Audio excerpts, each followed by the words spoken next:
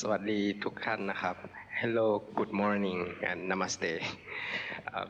Today we have India ASEAN Economic Cooperation, Tourism and Cultural Integration, which held by the Faculty of Economics, Chiang Mai University and ASEAN Center for ASEAN Studies, Chiang Mai University.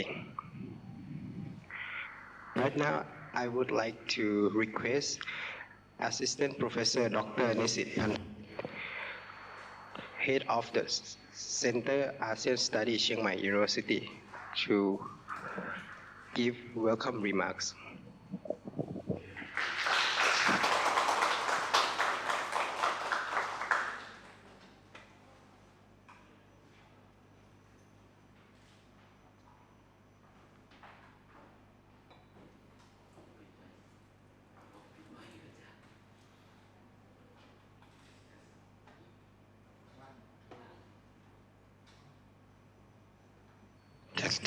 All right. Sorry, a little bit excited, but please forgive me for the weather in Chiang Mai that changed my voice since last night. Actually, it's not to be, very best like this. Assistant Professor Dr.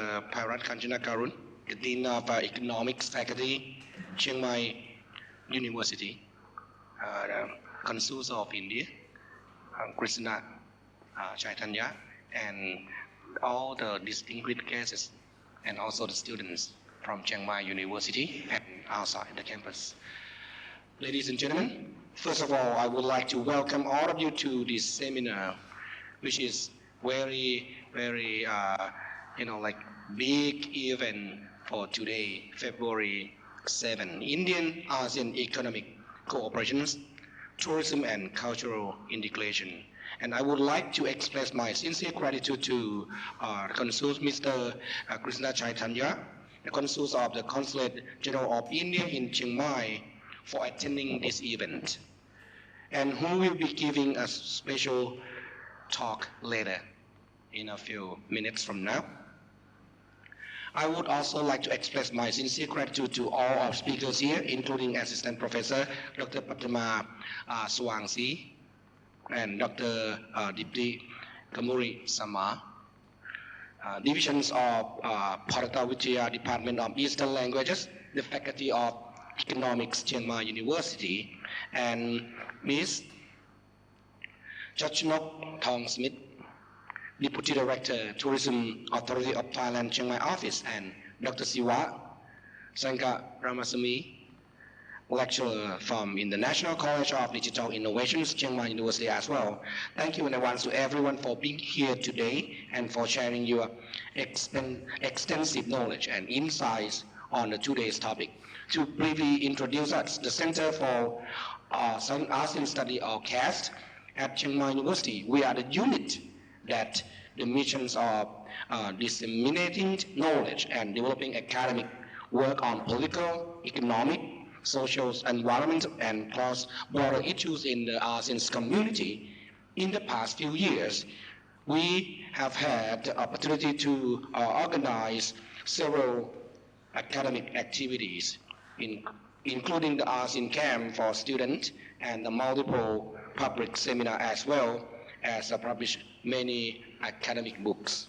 So I also, the objectives of today's seminar, India-ASEAN Economic Cooperation, Tourism and Cultural Integrations, are to provide knowledge and understanding Thai tourism opportunities under India-ASEAN Cooperation.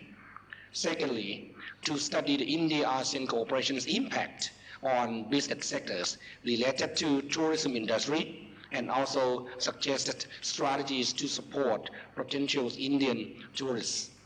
To acknowledge Indian cultures and understand the tourism behaviors which benefits Thai tourism development. Last but not least, to foster cooperations between India and ASEAN tourism and provide awareness and a memorable experience for potential tourists. On the behalf of CAST, or Center for ASEAN Study, we hope you find this seminar interesting and insightful. Thanks you again for taking the time to participate in this event. And may I now invite Assistant Professor Dr. Pairat Kanchanakarun, Dean of Economics Faculty, Chiang Mai University, deliver the opening remarks. Thank you very much, everyone.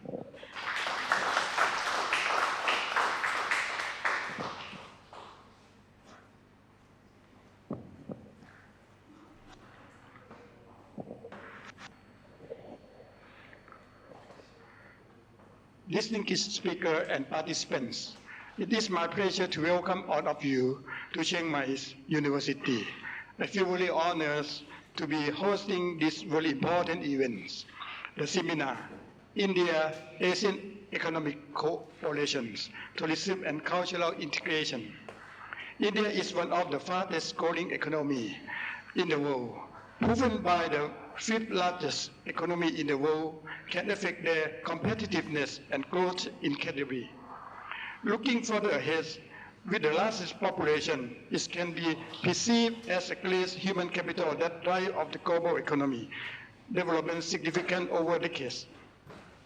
India could very well become world's biggest producer and consumer of goods and services. Their capacity and resource can attract vital investment around the world, proven by the increasing GDP and foreign direct investment. It is worth keeping an eye on Indian economy, which impact the Thai economy. Thai income significance comes from the tourism industry.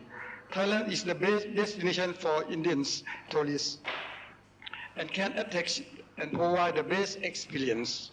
Thailand should respond to the demand of the tourists strategically to create and foster the Indian Thai tourism. So it is important to understand the travel's behavior and culture of potential tourists from India. Today, we are very lucky to have important guest speakers from the Consulate General of India in Chiang Mai, the tourism authorities of Thailand, and academy who will share their valuable insights and experience. It is therefore a great opportunity for all participants to be able to exchange information and suggest effective strategy, including determining the obstacle of tourism's improvement factor in the context of India-Thai tourism cooperation in the global stage. It is hopefully advantageous to potential employment and investment opportunity in the region. Finally, I would like to take this opportunity to open the seminar and wish this seminar great success in generating fruitful exchange and discussion among participants from the different countries in our great regions. Thank you.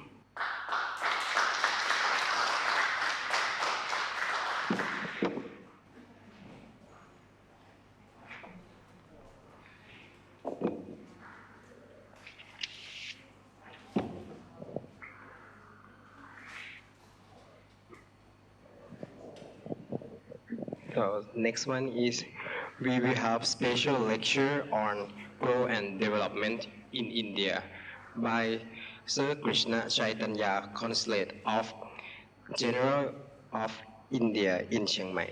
Please welcome.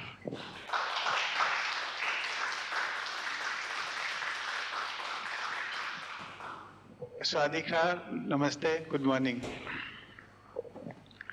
Firstly, thank you so much for the Department of Faculty of Economics and Center for ASEAN Studies for hosting this event.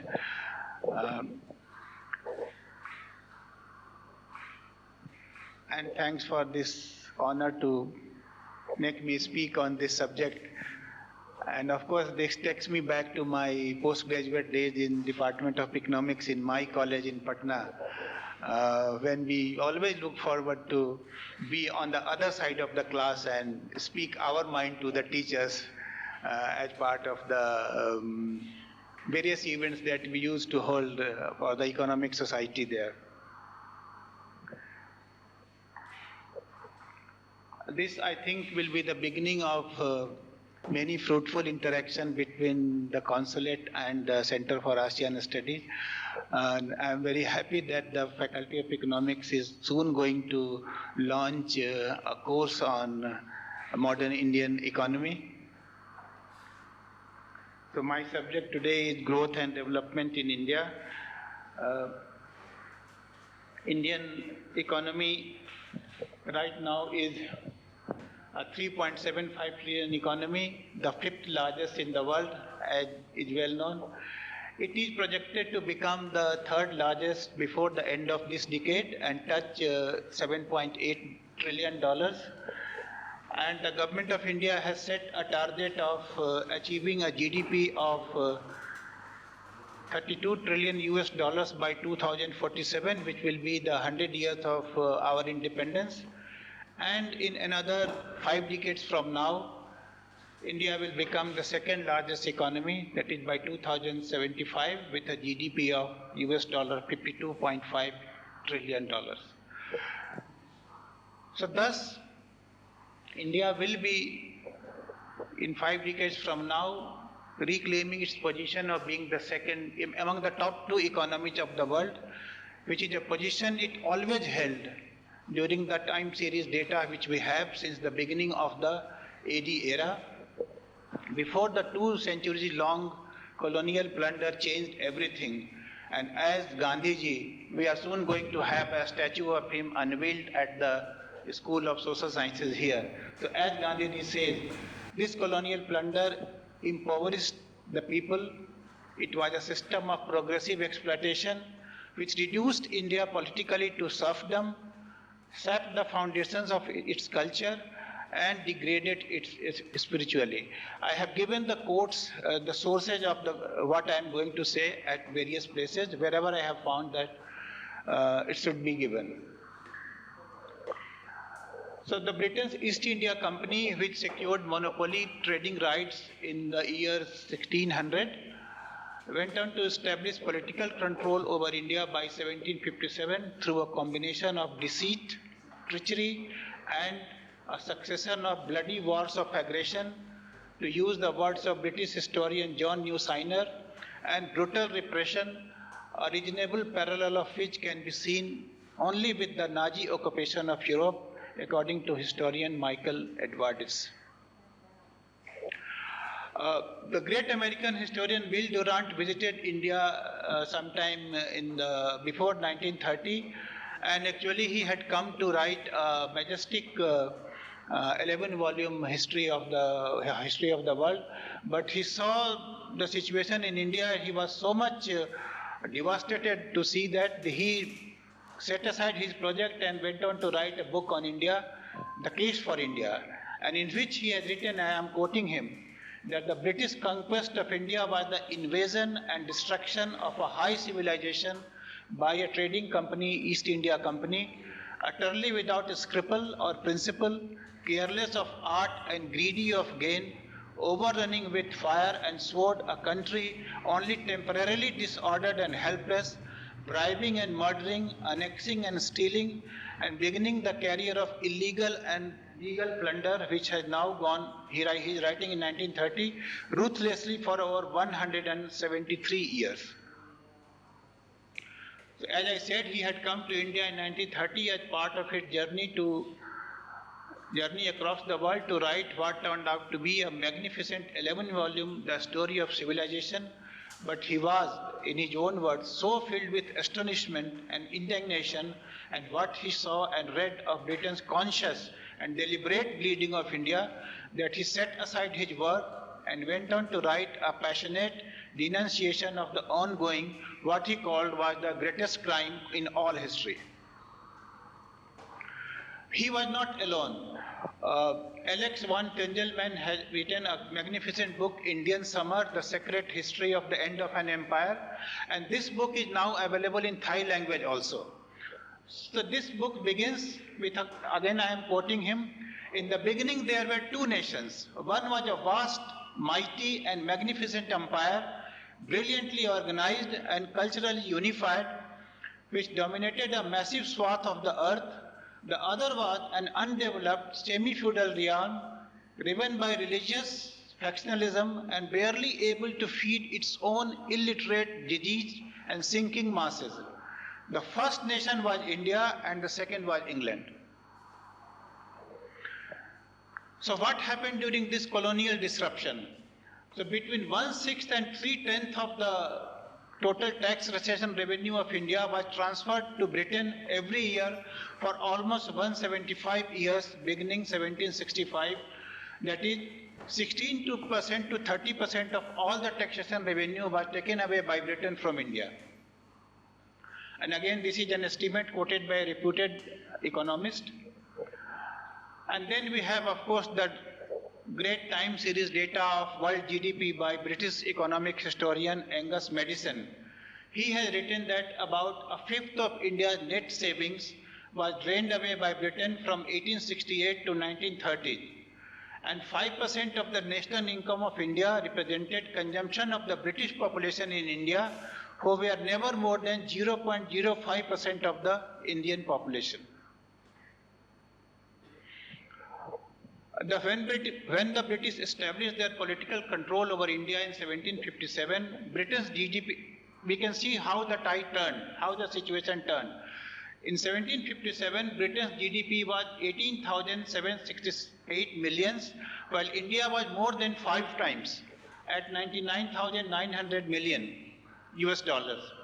But in 1947, when they left, India's GDP was 255,852 million dollars, while Britain had surged ahead at 314,969 million dollars.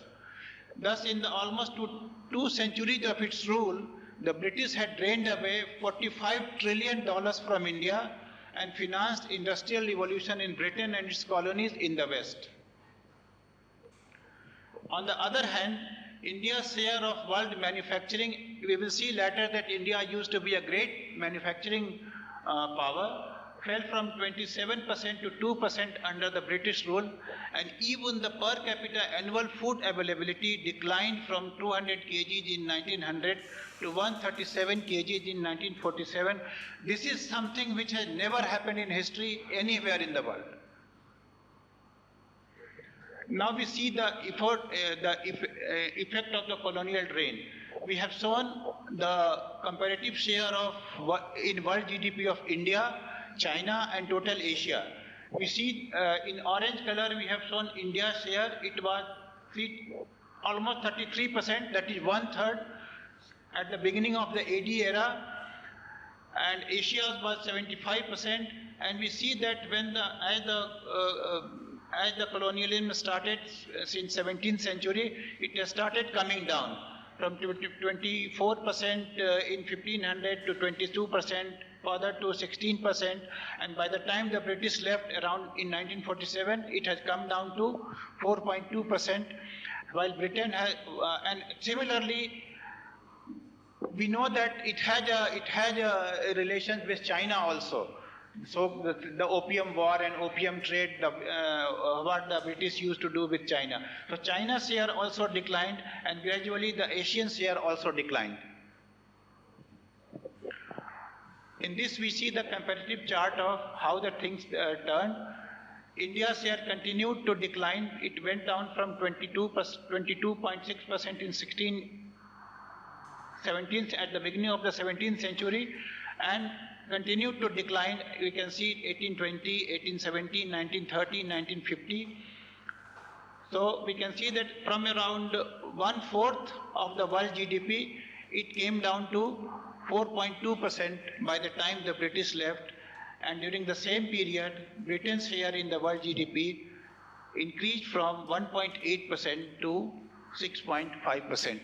I have ended this chart at 2001 only because the Angus Maddison's time series ends there. We don't have comparative data for a period beyond 2001, but we will come to that in a subsequent chart.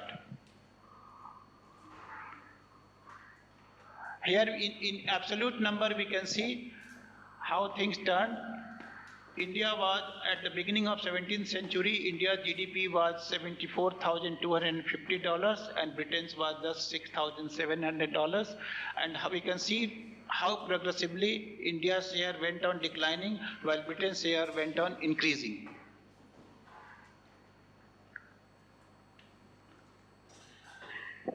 This is the share in world manufacturing output during the colonial period. We can see the third world share was 73%, China was at 32%, India was at 24.5% in 1750, and by 1900, how things had turned. Next. Now we come to the post-colonial. We are comparing the pre-colonial period and the post-colonial period growth and development in India. We have shown annual average growth rates.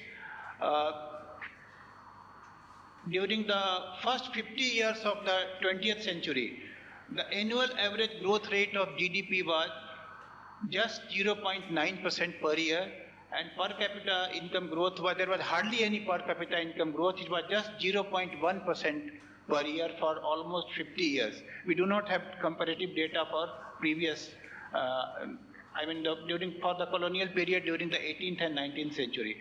But post-independence, in 1950, India adopted a new constitution and started the process of planned economic development, and we can see how things improved.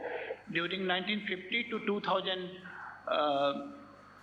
2001, that is during the 50 years, GDP growth rate averaged around 4.3%, and per capita income growth averaged around 2.24%. And during the present century, the GDP growth was 7.6% during the first decade, and per capita income growth was 6.6% per year during the first decade of the century. In the other part of chart, we have shown gross national product, which is slightly different from GDP. We can see that from 1950 to 2000, the average annual growth rate was 4.45%, and per capita income growth was 2.3%. And during the next, I think there is some error that the other chart should be 2002, 2020-21. It has been 6.1%. GDP growth has been 6.1% per year, and per capita income growth has been 4.3%. So these GDP growth rates for year after year now, India is registering the highest growth rate among the major economies of the world. I earlier talked about the decline in per capita food grain availability, which had never happened in history. So from 1900, from 200 kilograms per person per year, it went down to 157 kilograms by 1939, and by the time the British left, it has come down to 137 kilogram per year per capita. And we know what happened during those periods, the great so-called Bengal famine, which was actually an artificial manufactured famine by the British rulers. But now things have turned. Now we have almost 180 kilogram per capita per year food grain production in India. In this chart, we have shown the socio-economic progress over the last, since 1950-1951, when we adopted the constitution and started the process of planned economic development. We can see that the life expectancy was just 32 years in 1950. It has gone up to almost 70 years by 2020-21. The infant mortality rate per 1,000 live births was as high as 180 at the end of the colonial period. Now it has come down to 29.7%. 29.7 per 1,000 live births. The death rate was as high as 43.7 per 1,000 persons at the end of the colonial period. Now it has come down to 7.3. Similarly, the literacy rate has more than quadrupled from 18.3% in 1950 to now 74.4%. Here we can see the literacy rate of gender-wise, male and female. We can see the progress that has been achieved over the last 70 years since the beginning of planned economic development in India. I earlier talked about the decline in food grain availability.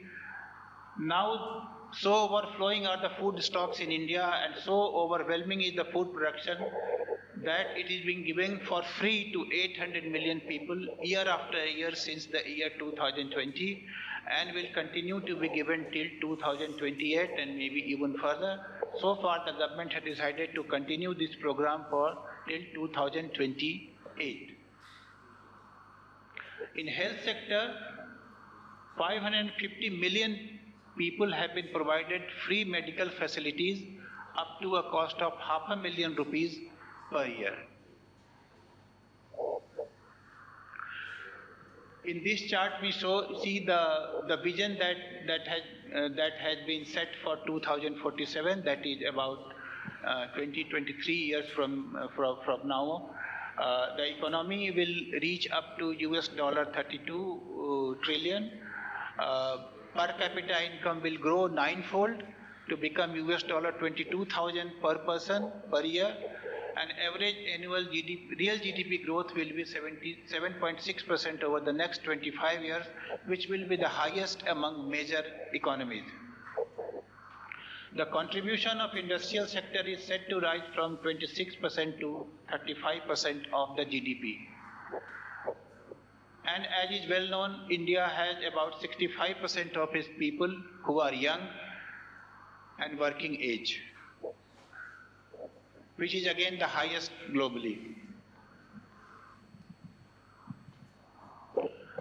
These are the key achievements of 76 years of independence and democracy. GDP has grown 100 times. Overall exports has grown 600 times. And growth rate this year is supposed to be 7.2%. I think it has been revised recently to 7.3%. It is the fifth largest economy, as I already spoke, and 65% of population is under 35 years of age. During the pandemic, India witnessed a V-shaped recovery. GDP has contracted 24% in the first quarter of 2020-21, which was the first quarter of the pandemic year, but it bounced back to 20% by the first quarter of 2021-22. Here we can see the performance of MNCs in India. In the highlighted, in the figure shown in bold, it is for their performance in India, and in the bracket, it is the performance of the parent company. We can show that in all the parameters, the figures are really very, very bright as far as their performance in India is concerned.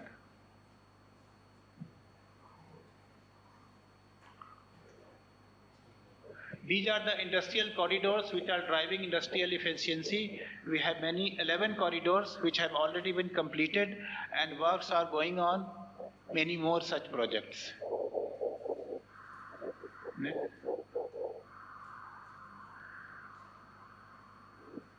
Over the last 10 years, there has been massive investment in infrastructure building, and in all areas we can see that the growth which has been shown here, whether it is urban railways, whether it is aviation, whether it is waterways. We know that the two Indian Airways companies have ordered, I think, 1,000 aircrafts, which is the largest such order ever recorded in history.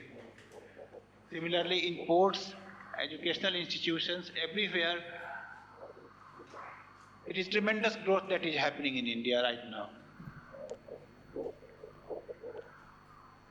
That digitally, India is supposed to be a leading digital power, and we can see the figure shown here. It is 1.4 billion people with unique digital identity. It is at the top in fintech adoption rate. In UPI transaction also, it is again at the top. Whether it is digital economy, whether it is reduction in data cost, whether it is coverage of 5G services, We have about 780 districts in India, and 700 districts are already covered by 5G services. And India's share in worldwide digital payments has been 46%.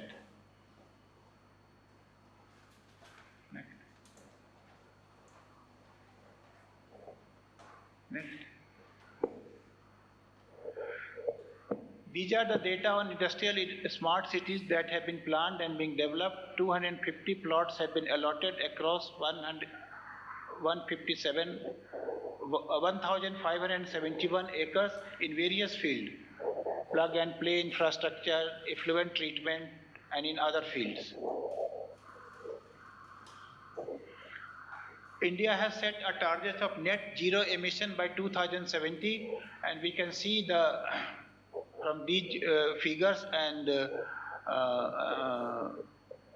statements the progress that is being made in these areas.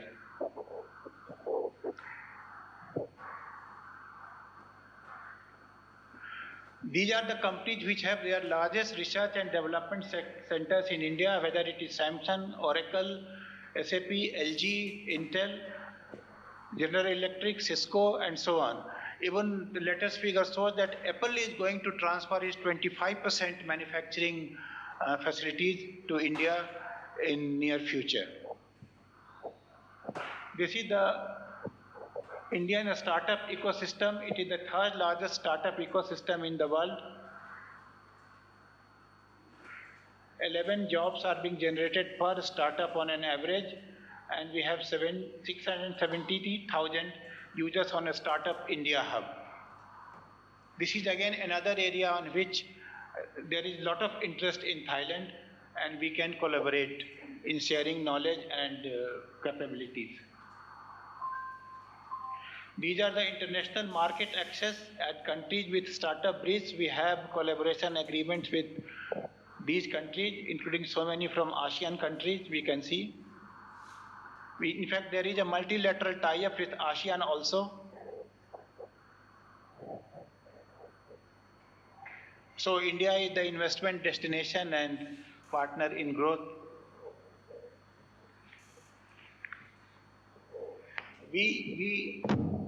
Since this seminar is focused on more on tourism and cultural integration, I have spoken at length in another lecture on what can be done to attract more and more Indian tourists in Chiang Mai. And one of the themes that I have been constantly talking about in my interaction with tourism officials of Tourism Authority of Thailand or from people in the hospitality sector, that when there are roadshows on Thailand in India, the Thai tourism authorities themselves are not projecting Chiang Mai and other areas in North Thailand. So unless people in India know about Chiang Mai, how will people come to Chiang Mai?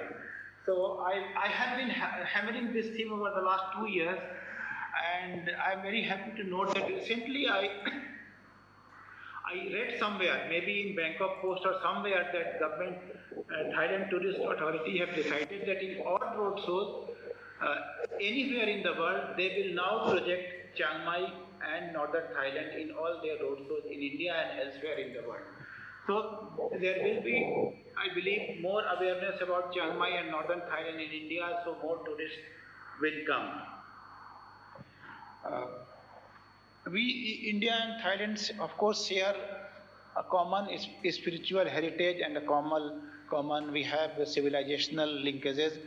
Let me tell you something. This is the first announcement that I am making here, that we are bringing Buddha relics from India from 22nd February here. It will be on display at Bangkok for 10 days, and then for 5 days at Krabi and 5 days at Chiang Mai also. So hopefully this will generate more, this will create awareness about Chiang Mai also and about northern Thailand, and it will attract more Indian tourists also. Already there is an increase. My friends from the both Chiang Mai province officials as well as my friends from the hospitality industry have been telling me that this year and over the last 2 years they have been witnessing more and more Indian tourists. I am also told that there is considerable progress in introducing a direct flight between Chiang Mai to an Indian destination, and hopefully it is now going to start from next month only. Let us see. So we are here to facilitate and do whatever we can to build more partnerships, collaborate with various universities and of course ASEAN Center and with various wings of Royal Thai government and hospitality sector to build more linkages between Chiang Mai and northern Thailand and India, so that we can have more tourist flow also as well as more trade and business between India and northern Thailand. That's all I have to say. If there are any questions, then I am here. Thank you.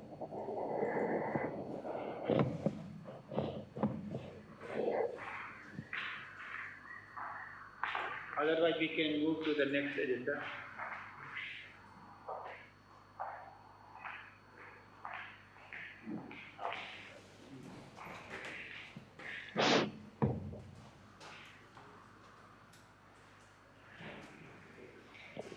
Test. Thank you so much, sir, for coming to Chiang Mai University. And out of curiosity, I'm asking, like you told that that will be Buddha relics coming from India. So may I know what are all the dates and which temples they are coming from? So where exactly it will be placed? In Chiang Mai, it will be displaced at the Royal Flora, at the palace at the Royal Flora. It will be for 5 days. I think we will be announcing the date, please, but I believe it will be from March 2nd onward for 5 days. We will be making a detailed announcement about that. Sir, again, out of curiosity, I'm asking, when was your last post-graduation presentation happen and what was the topic, whether it is related to economics? Okay.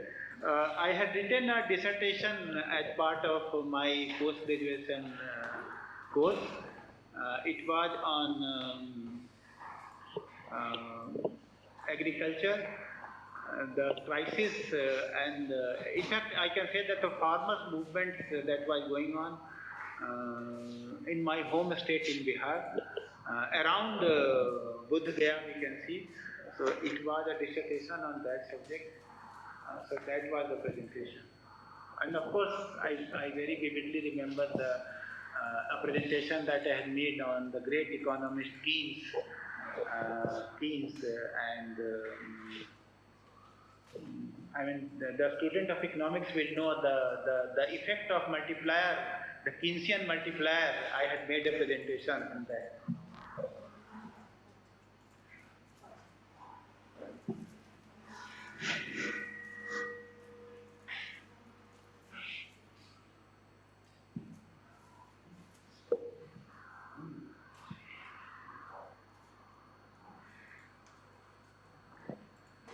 Good that we have no question. I just made some pointers to generate curiosity in India, and to these are the points on which I think those who are interested in India or maybe student of economics can work upon and maybe suggest some way forward also. Thank you so much.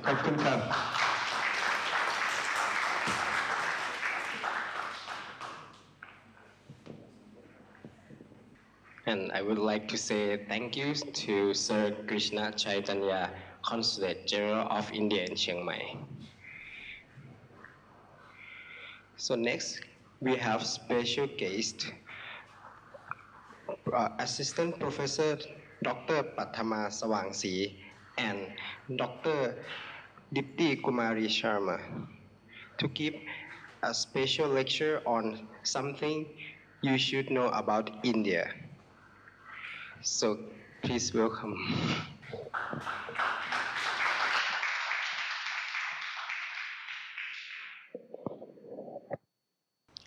Good morning, everyone. Today, I would like going to talk about something you should know about India. We have two parts. In the first part is my part. I would like to talk about two countries are connected through festival, culture, and tradition.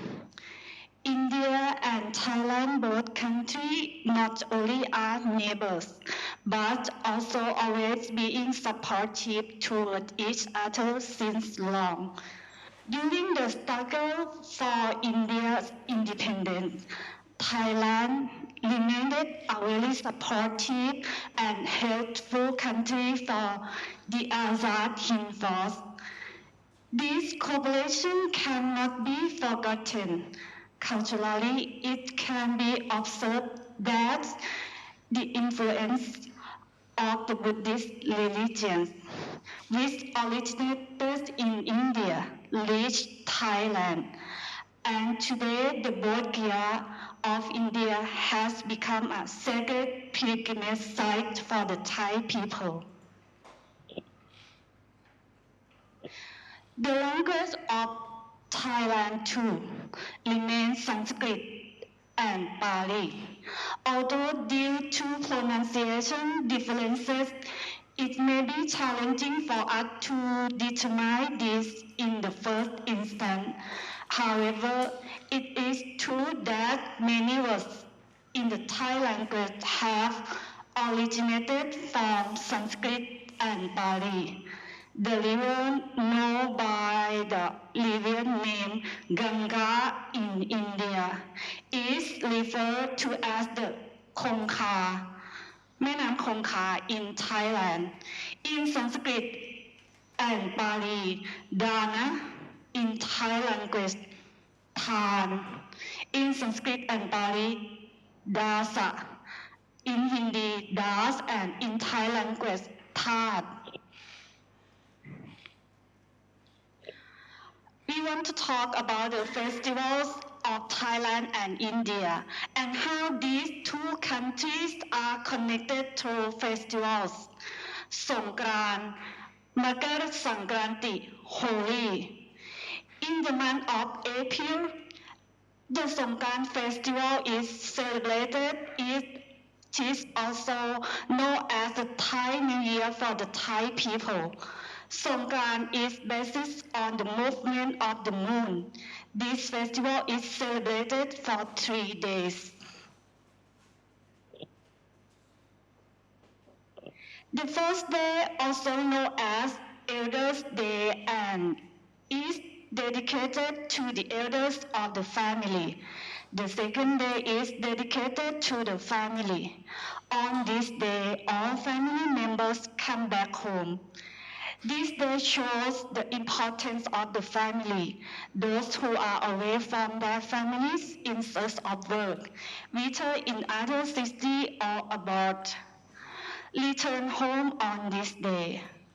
All family members gather and go to the temple together, where they perform rituals and offer prayers, remembering their ancestors. They make charitable donations in their names. The third day is celebrated as the festival of the New Year. Everyone wears a new clothes. Cooks together goes out and spend time with the family. Buying new things during the New Year is considered auspicious by the Thai people. Since it is very hot in Thailand during this time, people apply a special white clay called Din Saw Pong to each other and spread cold water. Saw Pong means white and blossom, symbolizing an attempt to protect each other from the heat, celebrated as a symbolic gesture during the festival. In the context of India, if we look at this festival, Calling Songkran a combination of many festivals would not be incorrect. In India, Makar Sankranti is a festival for making charitable donations, honoring the elder members of the family, and seeking their blessings. The first and second days of Songkran are somewhat similar to Makar Sankranti. The third day can be compared to Holi, although the differences here is that while Holi involves the use of various colors, Songkran uses only white color. In India, this festival is entirely different in this context as everyone is drenched in various colors. According to the lunar calendar Panchang, the Hindu New Year is celebrated after Holi. During the Songkran festival, glimpses of many traditions and customs of various festivals in India can be seen. Loi Krathong, Kartik month. The festival of Loi Krathong, also known as Dipeng, is celebrated on the full moon night of the 12th month according to the Thai calendar. Here, Loi means to float, and Krathong refers to a small basket made of banana leaves and decorated with flowers resembling a lotus flower. This festival is dedicated to the rivers in Thailand known as Kong Kha, แม่น้ำคงคา in reference to the Ganga, which is sacred river of India. In northern Thailand, this festival is very famous. In India, this time corresponds to the month of Kartik. When Diwali is celebrated, Diwali or Deepavali is the festival of lights. However, in different regions of India, lamps are floated in rivers in various forms, sometimes as paper boats and sometimes with leaves. Therefore, Loi Krathong can be seen as a combination of Diwali in India and Baita Bandhana in Odisha. Through these, Thai and Indian people seek blessings from the rivers and express gratitude for providing life in both countries. The reason behind to worship river is somewhere similar to each other. เทศกาลกินเจ and นวราตรี เทศกาลกินเจ is a Thai vegetarian festival. Navaratri is a Hindu festival celebrated over 9 nights dedicated to the goddess Durga. This festival is observed for 9 days while maintaining a vegetarian diet. It is particularly celebrated by Thai Chinese people and followers of the Mahayana branch of Buddhism. During these 9 days, people abstain from consuming meat, dairy products, onion, garlic, and other foods obtained from animals. In India, during Navaratri, people consume vegetarian meals for the 9 days of the festival. เทศกาลกินเจ can be seen as the Thai equivalent of Navaratri, where people also follow a vegetarian diet during the festival.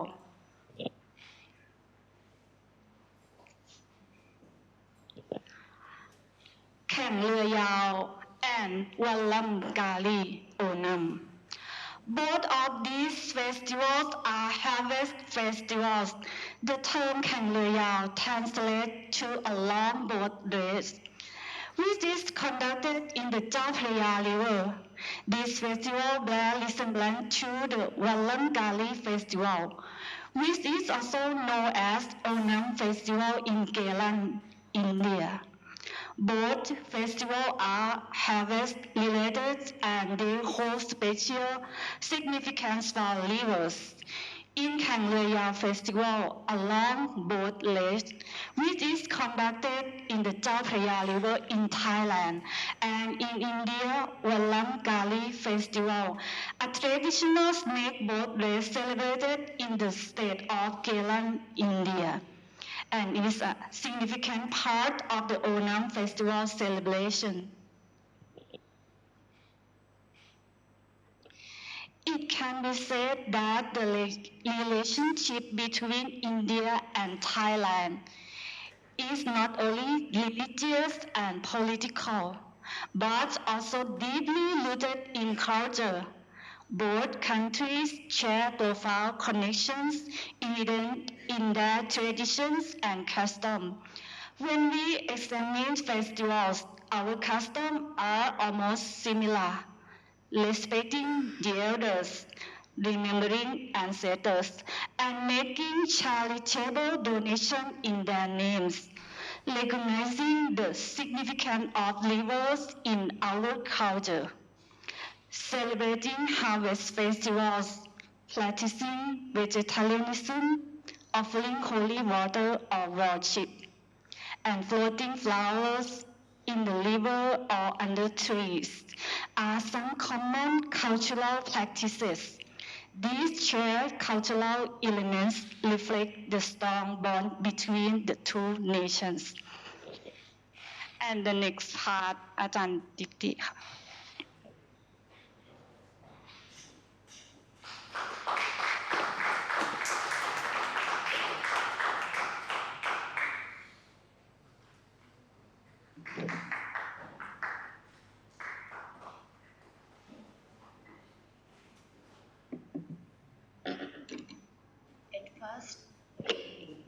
At first, I want to say thank you to Department of Economics and ASEAN Study Center to giving me this opportunity and providing this stage so I can speak, I can share about something special about India.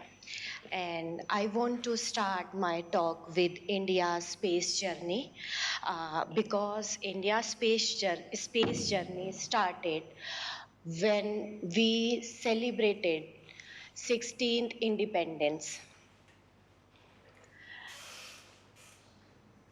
I'm going to share one more achievement of our country, India, when we first time went into the space. Dr. Vikram Sarabhai, he was the great Indian physicist and astronomer. He saw a dream of taking India into space. In those years, all the newspapers were printing about India's situation by stating that India needs rice, not rockets. Then at that point of time, Dr. Vikram Sarabhai decided to make India's name into space program or space race because he knew that space technology has that potential which can help in the development of India into so many ways and actually can solve the real life problems which related to development and defense as well. Because due to space program, we get to know about the space which was outer world for us at that time, and also it can help in getting weather information, disaster management, space exploration, environmental protection, enhancing safety, and also in securing borders.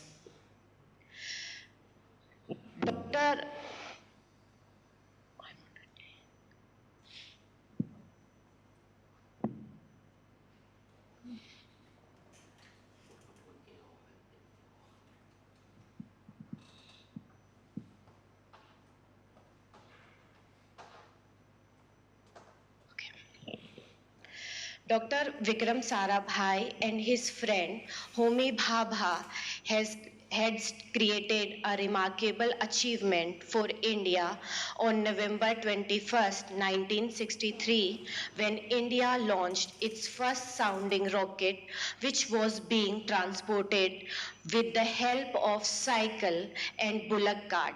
And that day, India made possible, which seems was impossible.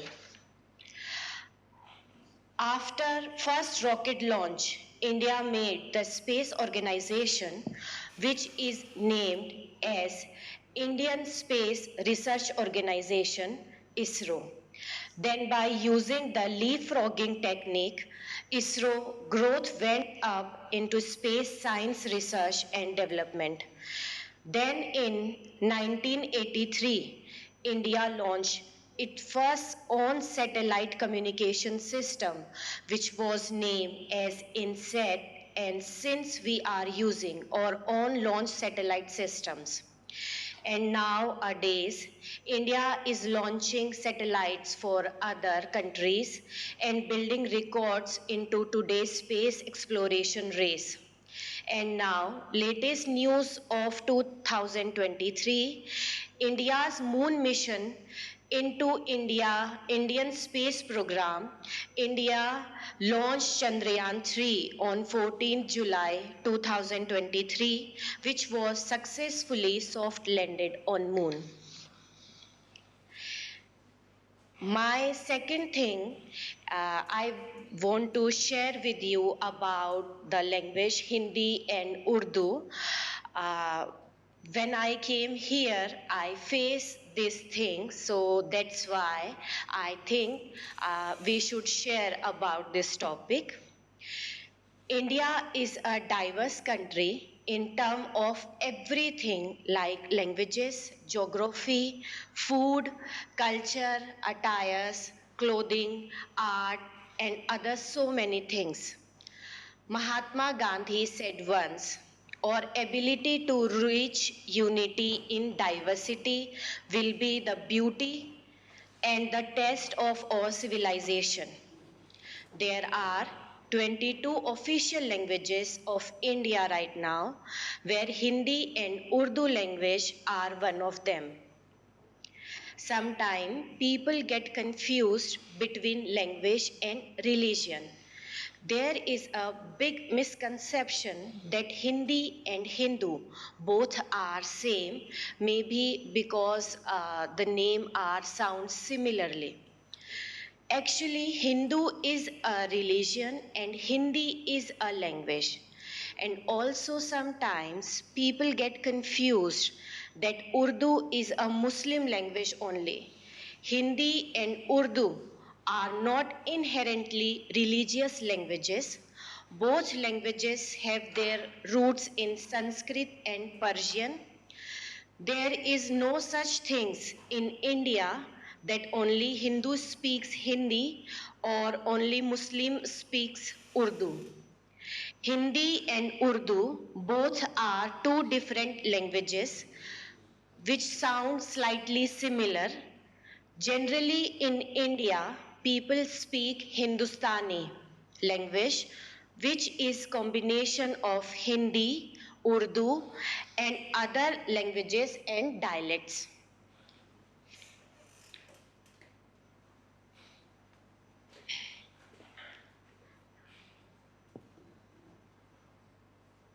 Now, we want to talk about cleanest village in Asia.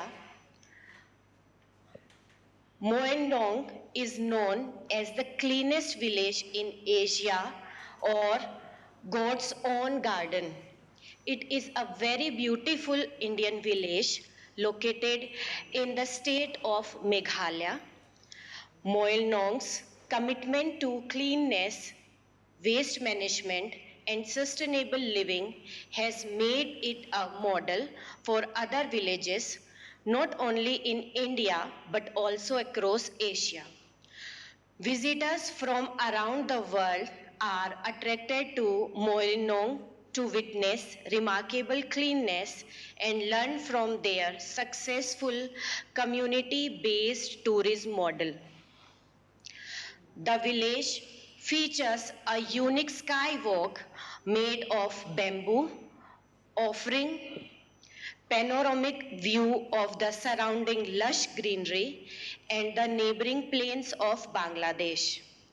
Many structures in the village, including houses and fences, are crafted from bamboo, showcasing the sustainable use of local resources. Meghalaya is famous for living root bridges, which are handmade from the roots of rubber trees by the local Khasi tribes. Those unique bridges, grown over centuries, are strong enough to support the weight of people crossing them. The villagers of Moinong are deeply committed to environmental conservation. In addition to maintaining cleanliness, they actively participate in their planting and forest preservation initiatives to safeguard the region's biodiversity. My next topic is about Postal Network of India. The Postal Network of India stands as a testament of the nation's commitment to communication, connectivity, and inclusivity. India's postal system has played a crucial role in connecting diverse communities, bridging vast distance, and facilitating socio-economic development across the country. The origins of India's postal system can be tracked back to ancient time with reference to postal services found in texts dating as far back as Mauryan Empire. Over the centuries, various rulers and empires established postal network to facilitate communication, trade, and governance. The Mughal Empire, for instance, had an elaborate system of horse-mounted courier as known as Dhak Chowki, which ensured the swift transmission of message across the empire. The modern postal system in India has its roots in the colonial era. The British East India Company introduced significant reforms, including the establishment of the General Post Office, GPO, in Calcutta in 1774. The GPO served as the nerve center of the postal network, overseeing the expansion of postal services across British India. The introduction of postal stamps, uniform postal rates, and the railway network further revolutionary postal communication during this period. India's independence in 1947, the postal network underwent further expansion and modernization. The Department of Post under the Ministry of Communications emerged as the primary authority responsible for postal services nationwide. The postal system played a crucial role in nation-building efforts, facilitating communication, commerce, and governance across the newly independent country. Today, India has one of the largest postal networks in the world, with over 150,000 post offices, including rural and urban branches. It is also the largest postal system in the world under a single administration. The postal services offered encompass a wide range of functions, including mail delivery, money transfer, savings schemes, insurance, and retail services. India Post as it is known today, has adapted to the digital age by offering e-commerce and e-governance services, which is still maintaining its tradition mail delivery functions. The postal network of India holds immense significance in the socio-economic fabric of the nation. It serves as a lifeline for millions of people, especially in remote and rural areas, providing them access to essential services and connecting them to the broader economy. The postal system also plays a vital role in financial inclusion, offering banking and saving facility to unserved population.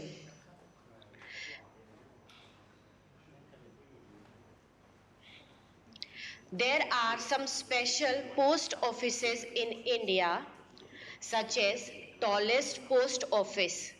The highest post office in the world is located in Sikkim, Himachal Pradesh, India, situated at an altitude of 14,567 feet, 4,440 meters above sea level. It serves the local residents and tourists visiting the remote Spiti Valley. India has the world's only floating post office located on Dal Lake in Srinagar, Kashmir. It also houses a philately museum. India Post remains poised to adapt to evolving communication needs and continue serving as the backbone of India's connectivity. The postal network of India stands as a symbol of resilience, innovation, and inclusivity. From its ancient origins to its modern avatar, India's postal system has been a steadfast companion in the journey of the nations, connecting people, fostering unity, and facilitating progress. As India marches forward into the digital age, the postal network remains a timeless institution, bridging distance and bringing communities closer together. Thank you.